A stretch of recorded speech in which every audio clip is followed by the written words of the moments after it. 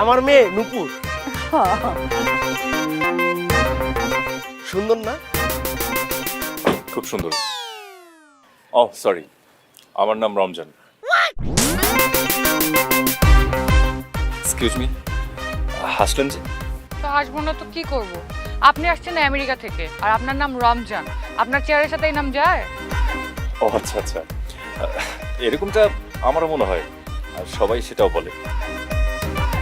তবে আপনার মুখ থেকে শুনে খুব ভালো লাগলো। I am glad for this. এইগুলোই হলো আসল নাম, ভালো নাম। এখন তো এই সমস্ত নাম কেউ রাখেই না। তাছাড়া বাবাজির আরেকটা ভালো নাম আছে। কি জানি তোমার আরেকটা নাম? ও হ্যাঁ, আমার আরেকটা নাম হচ্ছে আবির। আপনি চাইলে আবির নামে ডাকতে পারেন। তো এটা প্রথমে বললে কি হতো? প্রথমে বললে কাবির বলে ডাকতাম। বলে রমজান।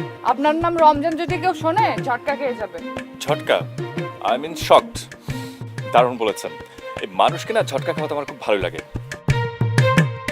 বাই দ্য ওয়ে, আপনি নিশ্চয়ই আন্টি। আসসালামু আলাইকুম আন্টি। ওয়ালাইকুম সালাম বাবা। হ্যাঁ বাবা, উনি হলো তোমার আন্টি, আমার একমাত্র বউ। দেখছো, বিদেশে থাকে কিন্তু দেশি আদব কায়দা কিন্তু একদম ভুলে নাই। আন্টি, অ্যাকচুয়ালি আমি কখনো দেশে না আসলেও বিদেশে বসে আমার বাবা মা সবসময় আমাকে দেশীয় কালচার শিখিয়েছে।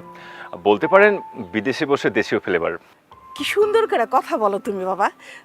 যাক বাবা, অনেক দূর পথ পাড়ি দিয়ে আসছো, আসো ভিতরে আসো, ফ্রেশ হও, তারপরে অনেক গল্প করা যাইব। মানুপুর যা তো, আবির রেনিয়া তার ঘরটা দেখায় দিয়ায়। নুপুর, একটু আবির বাবাকে ঘরটা দেখাই দে। কেন? তোমার বাসায় কি 100টা ঘর?